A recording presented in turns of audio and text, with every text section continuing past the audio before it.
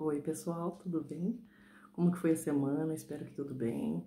Espero que vocês tenham sido fiéis ali no Vem Segue-me. Eu gostaria de prestar um testemunho de que realmente é um programa muito especial da igreja. Eu tive mais uma experiência especial com as escrituras, né, essa semana, e eu percebo bem que é devido a eu ter me humilhado mais, né?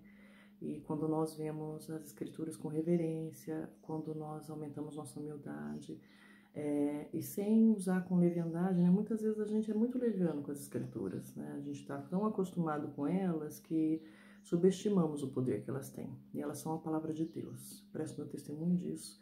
Sei que todos nós podemos passar por muitas experiências. E mesmo quando a gente pensa que nada está acontecendo, nossa família está sendo muito fortalecida, né, pelas escrituras. É como o alimento físico que a gente tem, né? Quando a gente vai parando de comer direito, o corpo vai dando sinais. E aí nós percebemos que estamos falhando com isso. É a mesma coisa as coisas espirituais. Elas precisam a cada dia, né, alimentar nosso corpo espiritual, porque com o tempo os sintomas vão aparecer, né? As iniquidades, a tristeza, a desesperança, enfim. Então todos os dias nós precisamos estudar as escrituras em família e individualmente, ok? Na semana passada nós falamos sobre Samuel Lamaneta. Ele anunciou que haveriam grandes sinais e maravilhas que ocorreriam no dia do nascimento do Salvador. Lembra? Não haveria noite, seria dia, na parte da noite seria dia, estaria claro, e no outro dia, o dia inteiro também seria dia, não haveria noite, então. E outras maravilhas, né, iam acontecer no céu, uma estrela ia aparecer. Entretanto, do momento em que ele anuncia até quando as coisas ocorrem, o povo nefita entra numa iniquidade maior, essa iniquidade cresce, e eles, né, os infiéis, acabam colocando uma pena de morte num dado dia, para que se os sinais de Samuel, o profeta, não ocorressem, o povo fiel, os santos daquela época, fossem mortos. Eu fico imaginando o que era ser um santo naquela época, um discípulo de Cristo naquela época. Porque a aflição, a opressão, a coação, a ridicularização da sua fé era muito grande. Então a pressão foi muito grande. Tanto que Nefe fez uma oração assim, suplicando ao Senhor pelo povo, né? Porque realmente os infiéis estavam dispostos a cumprir aquela pena de morte. E o Senhor provou que Ele é Deus. Ele nasceu, o povo iníquo caiu por terra, porque viu que realmente os sinais eram reais, que Jesus Cristo realmente havia nascido. Enfim, Deus cumpre suas promessas e não abandona aqueles que o seguem. Então, nós precisamos nos lembrar disso, porque nós, santos dos últimos dias, também passamos por muitas aflições, né? Nós também somos ridicularizados e nós sabemos pelas escrituras que nós vamos ser perseguidos, cada vez mais perseguidos. Então, a gente precisa pegar esses exemplos, né, das Sagradas Escrituras, tanto da Bíblia quanto do livro de Mórmon, porque esses exemplos vão nos ajudar a ser fortalecidos contra as coisas que nós também temos que passar nesses últimos dias. E aí, o povo da época, apesar de toda essa aflição, de toda essa perseguição, os santos agiram dessa forma. Mas eis que aguardavam firmemente aquele dia e aquela noite e aquele dia que seriam como um dia sem noite, para saberem que sua fé não havia sido vã. Então, apesar de tudo isso, né, da aflição, do medo que eles possam ter passado, eles não mudaram de fé, não mudaram para outro lado, não mudaram de lugar por causa da perseguição. Eles se mantiveram firmes naquela promessa de que Cristo nasceria, né, e esperaram os sinais. Entretanto, assim, o bando de Gadianton naquela época não era, era algo assim sem domínio. Era muito difícil conseguir dominá-los. Eles cresciam, eles se fortaleciam. E os dissidentes nefitas, eles alargavam esse número de pessoas, né? O que é o dissidente? É aquela pessoa que sai da fé, ela apostata, ela não quer mais crer, não quer mais obedecer aquilo que ela aprendeu. Então, eles iam, assim que se tornavam dessa forma, iam para o bando de Gadianton. São profecias que se cumprem, né? O livro de Mormon diz que quando nós nos tornamos dissidentes, nós nos tornamos pior do que antes de conhecer o Evangelho. Não era diferente naquela época? Não é diferente hoje, ok? Acontece também. Então, havia uma coisa muito triste acontecendo ali. Os nefitas dissidentes iam para lá, os filhos dos lamanitas que haviam sido convertidos, quando cresciam e começaram a tomar suas decisões, eles também estavam alargando o bando de Gadianton, porque eles estavam sendo lisonjeados pelos oramitas. Lembra dos oramitas? Os oramitas também eram unidos aos nefitas, mas se tornaram dissidentes e começaram a odiar, a hostilizar os nefitas. Olha aí mais uma vez um exemplo para nos ajudar a compreender, né, quando nós nos afastamos do Evangelho e conhecíamos o Evangelho, como nós podemos nos tornar. Então a nova geração, ela estava sendo enfraquecida e caída. Então vamos pensar na nossa nova geração. Nós somos avós, nós somos pais e mães, somos tios e tias, somos líderes dos jovens, e eles precisam de muita força, de muito apoio nesses últimos dias, porque eles vieram nos dias mais terríveis, aqueles que está chegando muito próximo à segunda vinda. Então Satanás está muito agitado, né, para conseguir um maior número de pessoas, né, para entristecer o Salvador. Então os jovens hoje são muito atacados pelas coisas, né? Seja pelas coisas que estão na TV, as coisas que estão na internet, tudo isso, toda essa tecnologia é maravilhosa e é para ser utilizada para o bem, mas infelizmente o inimigo cria, né? Ele tem hostes que se utilizam de seres humanos ruins, ou despreparados, ou ignorantes, ou que assumiram mesmo o mal para poder atrapalhar, tá, o progresso dos nossos jovens.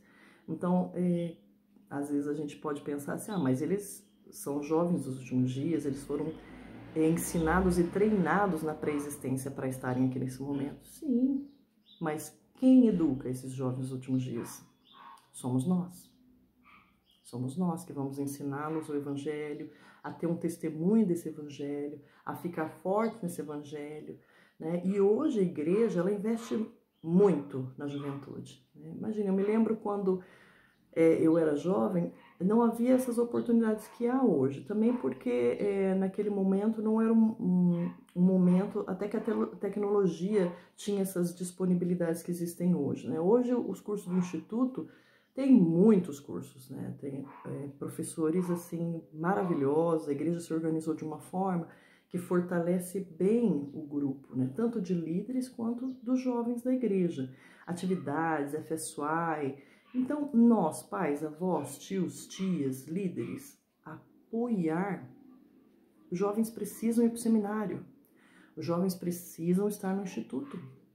Os jovens precisam ter reunião familiar. Eles precisam ler as escrituras com a família. E eles precisam de tudo isso, porque é tudo isso que eles têm que enfrentar no mundo, né? Eles são os últimos soldados de Cristo.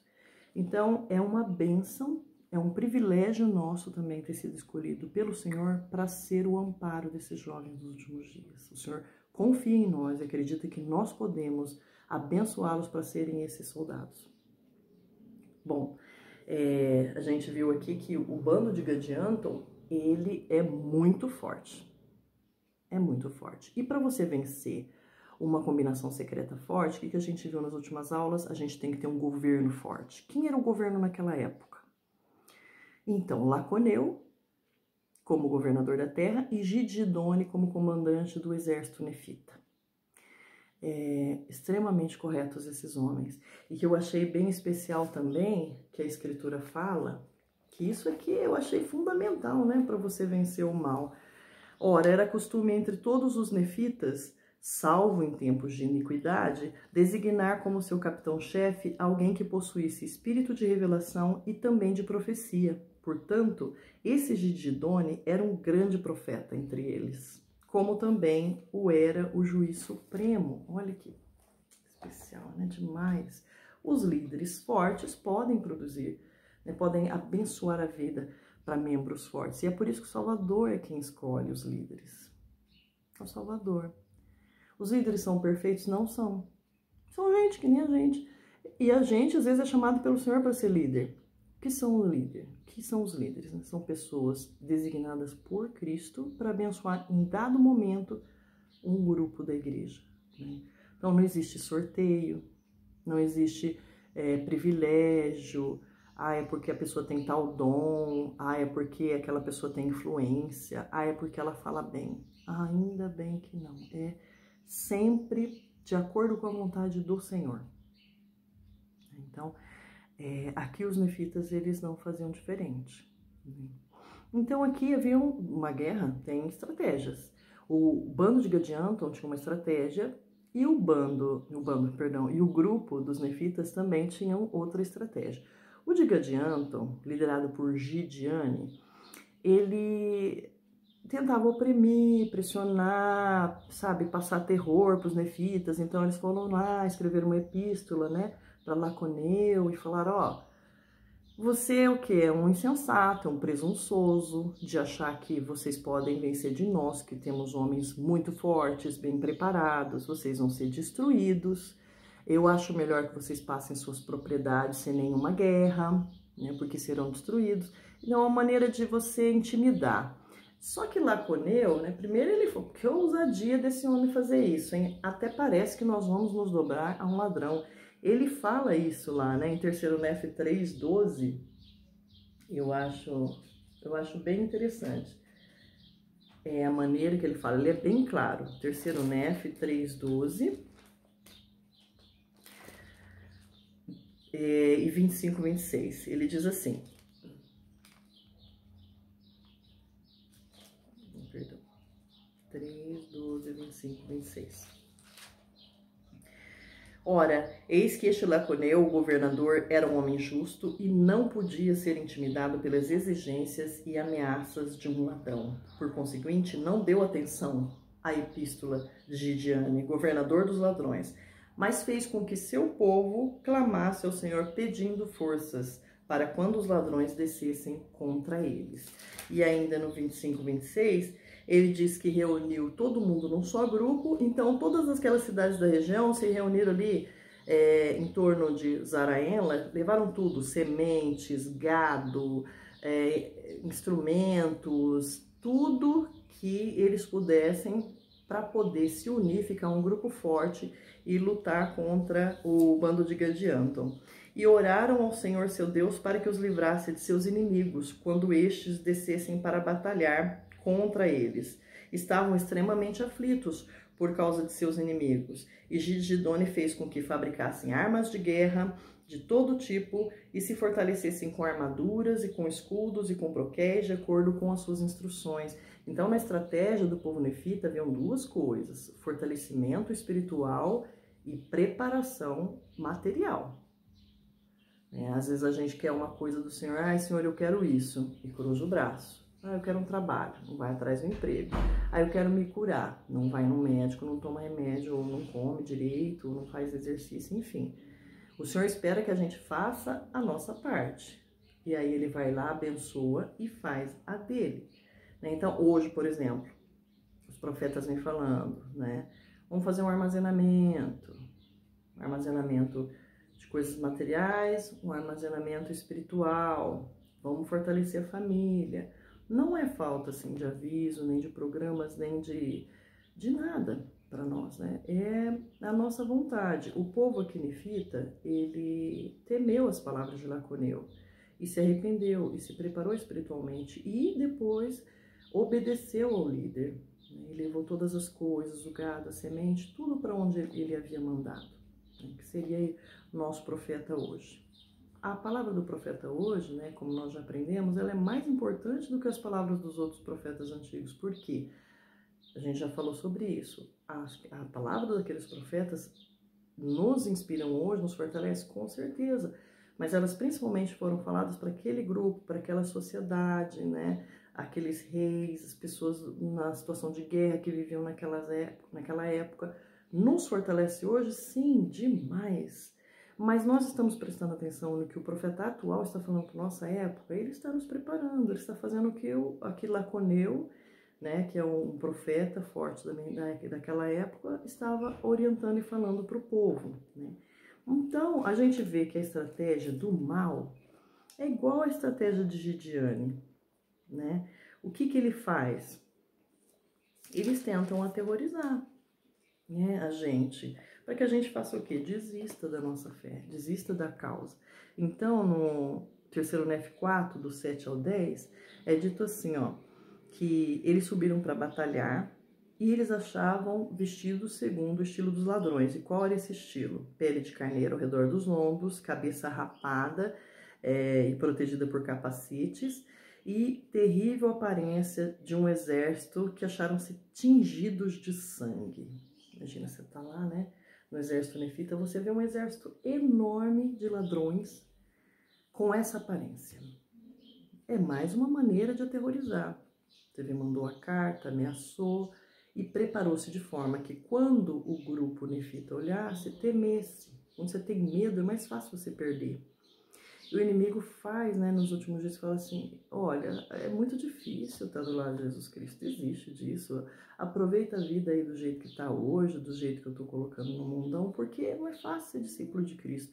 E olha que no meio aqui dessa leitura, a gente vê Mormon falando, eu sou um discípulo de Cristo. Parar para pensar, o que é ser um discípulo de Cristo? Estou sendo um discípulo de Cristo. Quem é Jesus Cristo? Eu conheço realmente Jesus Cristo, eu sou um amigo dele, conheço o caráter dele. É impossível conhecer o caráter de Jesus se não conhecer as Escrituras dele e do Pai Celestial, né? E ter um testemunho de que ele é o Cristo. Então, nós precisamos entender isso, saber isso, para saber o que é ser um discípulo dele, ou seja, fazer o que ele é, se parecer com ele, estar cada vez mais parecido com ele. Lembra em Alma 5? Haveis colocado o semblante de Cristo em vossos rostos? Então, é muito importante essa pergunta que o Vensegue me faz, né? O que é ser um discípulo de Cristo? Então, aqui na estratégia deles, não é diferente da estratégia de hoje. Mas homens inspirados na época pregaram, Nef pregou, o povo ganhou a guerra, então Gideone morreu, Zeraemna, que foi o próximo chefe do bando de Gadianton, morreu. Entretanto, a iniquidade, a gente lembra do ciclo? A iniquidade entre o povo nefita volta a acontecer e cresce de tal forma que eles conseguiram destruir o governo. A iniquidade destrói o governo. Que governo? Lembra lá do rei Mosias falando, olha, nem todo rei vai ser igual ao meu pai. Trabalhava junto com vocês, lutava com vocês, fazia, né, a vontade do Senhor. Então, quando eu partir, vamos colocar um tipo de governo diferente, que foi dos juízes, lembra? Então tem o juiz supremo, tem os outros juízes, né, locais, que ajudavam o povo a guardar as leis do país, né, guardar também os mandamentos, mas principalmente as leis do país, que eram similares, né, aos mandamentos que o Senhor dava para guardar. E o que aconteceu? Toda essa estrutura de organização que por anos, né, foi sendo utilizada, que foi sendo aprovada pelo Senhor, com certeza, quando o juiz, quando havia a retidão, né, entre eles, tudo isso caiu. Tudo caiu. E aí eles passaram a se dividir em tribos. Então, uma família grande, que tem parentes, que tem amigos, se une e forma uma tribo. A outra é a mesma coisa. No primeiro momento, eles não guerreiam, não tem guerras entre eles, né? Mas as leis que cada tribo tinha também eram específicas, né? Então, uma lei que essa tribo tinha podia não bater muito bem com a lei que a outra tribo tinha. Né? Mas todos eles odiavam o bando de Gadianton. Entretanto, surge um anticristo chamado Jacó, e algumas tribos se unem e colocam ele como rei. Pois é. Ele percebe que ele tem um número de homens que é inferior ao número das outras tribos. Então eles fogem para o norte e esperam os dissidentes nefitas. Não vai acontecer que vão se afastar muitos e eles vão fortalecer o nosso grupo, certo? E isso na intenção de vencer o restante, né, do povo. Então, Nefe, que era assim um guerreiro da fé, a fé em Jesus Cristo dele era tão grande que quando ele pregava, as escrituras aqui falam, que era impossível que uma pessoa não percebesse que Cristo existia, que havia um Deus. Entretanto, haviam, né, os rebeldes, as pessoas que rechaçavam e não aceitavam.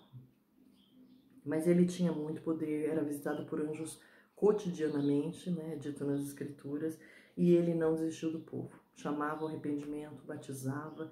E às vezes a gente está numa situação, a gente fala assim, a gente pensa, é impossível lidar com isso, eu não consigo ver saída. E desiste de um filho, de um marido, de amigos, né, de pessoas que a gente realmente ama. E o exemplo de Nefe fala para nós, e os nossos líderes hoje falam, nunca abandona alguém pelo caminho. Nunca abandona, nunca desista. Você vê a alma pai, ele orou tanto pelo filho. Ele jejuou por aquele filho. E não foi uma, duas vezes, gente. Imagine quantas vezes ele não teve que fazer isso. E o Senhor mandou uma maneira desse filho se converter. E quando esse filho se converteu, né, ele foi um homem tão forte. Ele modificou a história do povo daquela época. E então a gente pode utilizar esses exemplos da Escritura porque eles não são únicos. Tem muitos irmãos por aí que eu tenho certeza que seguindo a palavra e crendo nessa palavra já conseguiram resultados fantásticos que poderiam prestar um testemunho para nós. Né? Então não é uma coisa assim, é porque ele era profeta. Isso daí é uma época antiga, hoje em dia. Não existe essa desculpa. Não existe, né? Jesus não mente e se ele fala uma coisa, ele cumpre aquilo. Mas a gente também precisa fazer a nossa parte. Nesse processo a gente cresce, a gente se humilha mais, a gente compreende mais, a gente ama mais as pessoas e as pessoas têm a possibilidade, né? Têm a oportunidade de voltar para o Evangelho. Voltar para o Evangelho de várias formas, não é só esse que se afasta da igreja e volta para a igreja, porque dentro da igreja, muitas vezes nós estamos ali e não estamos ali. Então, de várias formas nós podemos voltar para a igreja. Eu presto meu testemunho, né, sobre essas coisas. Eu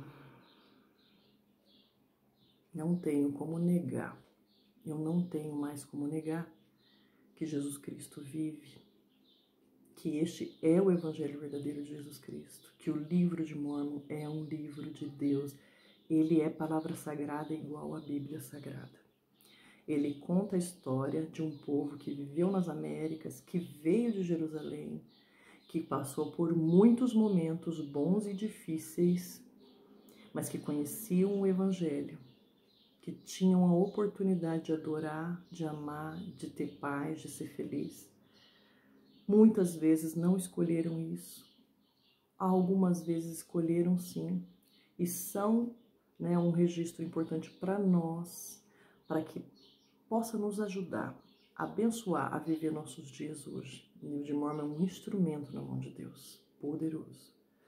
Eu deixo o meu testemunho, essas palavras, as coisas que nós aprendemos, muito grata. Em nome de Jesus Cristo, amém.